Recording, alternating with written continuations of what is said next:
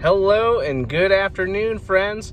Today, I want to talk to you about something that's kind of odd, but does come up from time to time, and that is what happens when you're purchasing a home and the records show that a perk test was completed on the house, but it failed. What do, right? Let's get into it. So, the story is, house was built in the late 1960s, right? They had an original septic system. It was doing its thing, and obviously it failed, right? Now, in the records, in the year 2000, they pulled a permit to do a perk test, right? Now, what is a perk test? Perk test is basically where they're going to dig a few holes in the yard, fill those holes with water, see how fast the water dissipates, see what type of soil you're working with. Basically, it's to see, is this septic system able to be installed, and what kind of system do you have to put in if maybe the soil sucks, right? So this particular system, they went ahead, did the perk test. And in the process of doing this, they found that the soil was basically 9 foot of clay. There was zero good soil on this property. The perk test failed, right? Now, on the application for the perk test, it said that they were trying to build a new dwelling, which is not uncommon, right? Sometimes on larger lots of land, people will attempt to build additional houses so that way they can either subdivide it or have family live there. Who knows what was going on.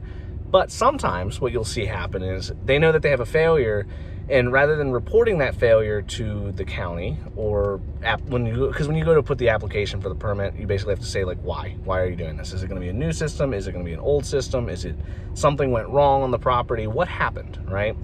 And in this particular circumstance, basically they said, hey, we want to put a new structure on the property. Okay, no big deal. But there were no proposals or like dimensions of where on the property they would want to do it. They just did a perk test. So when that happened, the perk test failed.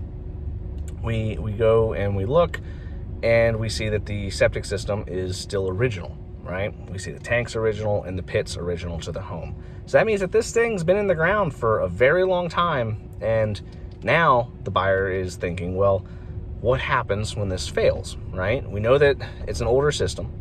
There's still some life in it. It's working as an occupied house. The drywall's doing what it's supposed to do. But we know the perk doesn't work. So what happens next?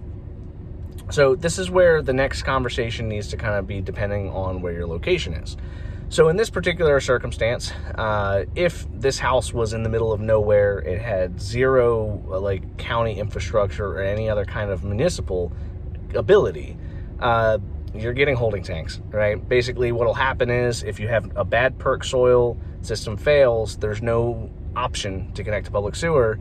Basically what they'll do is they'll put another tank right after your tank, and it will collect everything. All water, all solids, all toilet paper, all that good stuff goes into these giant vats, and then you pump them out every couple of weeks, right? So in our area, if you get stuck on holding tanks, you'll generally see that you have 3,000 gallons of total capacity, and that'll usually take a family about a month, maybe 6 weeks to fill up and have to pump it out. So it can add a very expensive cost to the property, and that will lower the value of the home. Now, let's just say that you are close to county infrastructure. Now things get a little bit less, oh my gosh, doom and gloom, right? So if you have the ability to connect to public sewer, that would be your best option. Right? Now you might be thinking, well, what if my house is far away? Like, let's just say I have a long driveway. What happens then? Well, there are a couple ways you can address it, right? So generally, whenever you have a sewer line, you're going to want to do gravity and have the water from the house flow by gravity to the sewer. In our area, a lot of sewer lines will be anywhere from 6 to 15 feet below the surface. It just kind of depends on where you are in relation to it and its endpoint, right? Because everything, gravity has to fall down to work, right? So if you have enough distance and slope to get it to where you can just connect by gravity feed, you're good to go. Sometimes that doesn't work though. And when that doesn't work, what they'll do is they'll basically create a giant ejector pump. Basically, they put a large tank in front of the sewer pipe. Everything collects there. And then they have a grinder pump that will actually take it and shoot it up to wherever you got to go, right? So you'll see this a lot on the northeastern part of Baltimore County, right? You'll see this closer to the waterways where maybe it's kind of swampland area, marshy. There's not really a whole lot of good space for a traditional septic system. There's no room to put in an innovative septic system. So the only way that house can work is to pump it to the public sewer. And that does work. It is expensive though, right? So, because now you got to put in a tank, you got to redo your plumbing, and you got to trench a sewer pipe that's pumped and pressurized all the way to wherever your connection point is. While you're doing that, you also have to be conscious of any leakage and making sure it's done correctly, permitting, all that sorts of fun stuff, and it can get really problematic very quickly. Generally, whenever you're looking at purchasing a home, it's always a really good idea to consider, pull the permits, pull the records, see what's happened on this house, right? So had we not had the records for this home and we looked at it, we said, hey, tank's working, pit looks fine, it's old, but it's working, right? Nobody would have thought or had any alarm bells go off and been like, hey, that's kind of weird. Wonder what's going on here, right? But because we had the permits and the records from 2000, we were able to say, wow, they did a perk test already, basically exactly where your eventual replacement would have ended up going, and they said that that failed for the perk test. Now we know that, hey, even though this old system's still working today, it's going to fail one day, as all things do. It's closer now than it was in 2000. We got to start thinking about how are we going to address it, or maybe we just back out of this contract altogether, right? Everybody's opinion is kind of a little bit different, right? Everybody's risk tolerance is a little bit different. My opinion, if I can connect to sewer, I'm going to connect to sewer, right? If I can figure out a way to create an innovative system on that property, I'll do that too. Doesn't hurt my feelings, but I also have a higher risk for tolerance, or a higher tolerance for risk compared to some people, right?